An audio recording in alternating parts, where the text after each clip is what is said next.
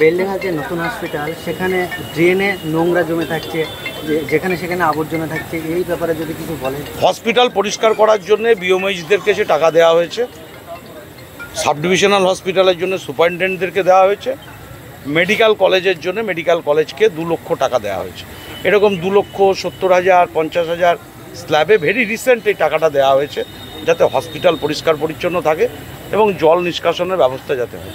এর বাইরে যদি কোনো কাজ থেকে থাকে আমি কথা বলে নেব আমার এমএলএ এর সাথে এখানকার, বা যারা দায়িত্বে আছে রোগী কল্যাণ সমিতিতে, দরকার হলে সিওমএইচকে, পিডব্লিউডিকে আমরা বলবো সেই বিষয়টা সামনে রেখেই সম্প্রীতির মেলবন্ধনে আমরা এখানে সবাই সামিল হয়েছিলাম।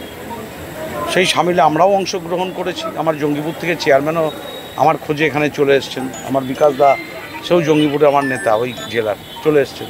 তাই সকলে মিলে একটা শান্তি, সম্প্রীতি, সৌহার্দ্যের বার্তা, সৌভ্রাতৃত্বের বার্তা এবং উন্নয়নের বার্তা, সুস্থ থাকার বার্তা, একসাথে থাকার বার্তা, বাংলা বিরোধীদের বিরুদ্ধে বিসর্জনের বার্তা।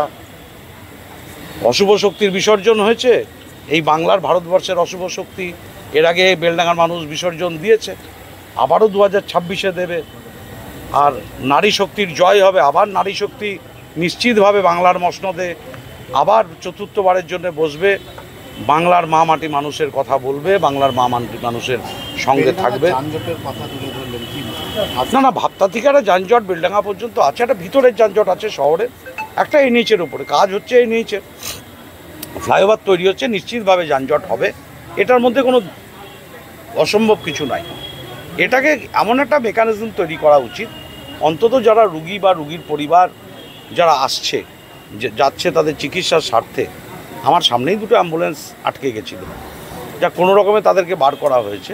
এটা নিয়ে আমি পৌরসভা, পঞ্চায়েত সমিতি শুধুই সভাপতি আছে এবং পুলিশ প্রশাসনকে অনুরোধ করেছি এখান থেকে বেলডাঙ্গা শুধু নয়, মুর্শিদাবাদের গোটা মানুষের জন্য একটা মেকানিজম তৈরি করা, যাতে যানজট কমানো যাবে না, কিন্তু কিছুটা নিয়ন্ত্রণ করলে অন্তত রুগীদের স্বার্থেটা নিয়ন্ত্রণ করা জরুরি বলে আমার মনে হয়েছে, তাই বলেছি।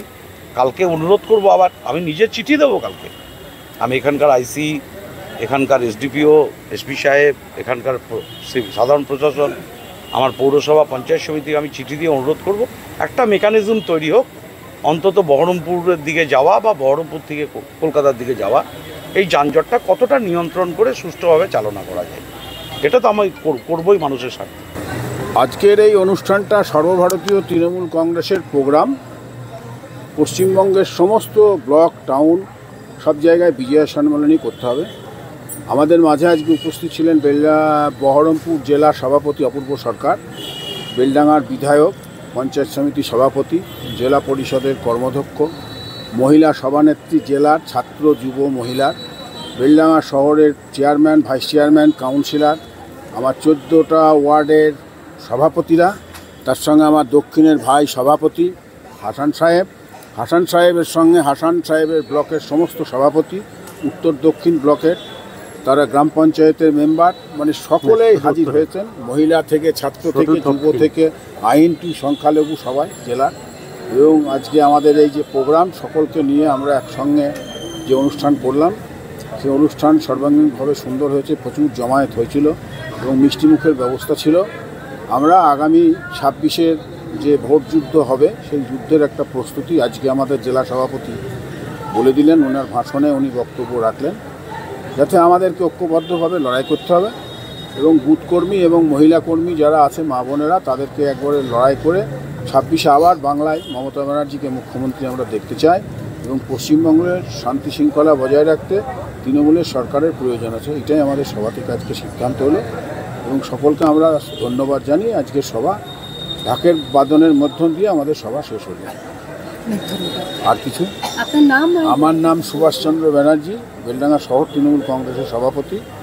আমার ভাই দক্ষিণের সভাপতি, কাউন্সিলরের হাজব্যান্ড, আমাদের আইনটিসি সভাপতি, 13 নম্বরের সভাপতি, কর্মী, সকলেই উপস্থিত। আর সব চলে গেল, কোথায় জেলা সভাপতি চলে গেছে। ইদানিং বেলডাঙ্গাকে প্রমোটার রাজ বলা হচ্ছে, সেই সম্বন্ধে কিছু যদি বলেন। কি ব্যাপারটা বলো? প্রমোটার রাজ বলা হচ্ছে বেলডাঙ্গাকে। না, প্রমোটার রাজ আমাদের চোখে তো সেরকমভাবে পড়ে না, কারণ আমরা কোনোরকম কোনো প্রমোটারকে প্রশ্রয় দিই না। এটা যদি কোনো জায়গায় প্রমোটার রাজি হয় এটা প্রশাসন পোষণের মতো দেখবে, ওখানে আমাদের কোনো মাথা ব্যথা নেই। আজকের অনুষ্ঠানটা আমরা প্রতি বছর মমতা ব্যানার্জির নির্দেশে বিজয় সম্মেলন হয়, অনুরূপ আজকে 2025 আমরা ঠিক মমতা ব্যানার্জির নির্দেশেই আজকে বিজয় সম্মেলন করলাম। আমাদের বিজয় সম্মেলনের উদ্দেশ্য হচ্ছে আমরা এখানটায় হিন্দু মুসলমান একসঙ্গে ওঠা বসা করি, বাস করি। হ্যাঁ, একটা পাঁচিরে এপারে হিন্দু তো এপারে মুসলমান, আমাদের বাসনের থালার আওয়াজ এপারে হিন্দু বোনরা পায়, আমার অপরদিকে মুসলিম বোনরাও সে থালার আওয়াজ পায়। আমরা আজকেই বিজয় সম্মেলনে হিন্দু মুসলমান উভয় একসঙ্গে থেকে আমাদের যে সম্প্রীতি, আমরা যে বন্ধুত্বের সম্প্রীতি সেটা বজায় রাখার যে একটা প্রয়াস, সেই প্রয়াসটা আমাদের মধ্যে অব্যাহত আছে, আগে ছিল, এখন আছে, আর আগামী দিনে সেটা আমাদের থাকবে। আমার নাম হাসান মণ্ডল, আমি বেলডাঙ্গা ব্লক দক্ষিণ তৃণমূল কংগ্রেসের নবনিযুক্ত সভাপতি।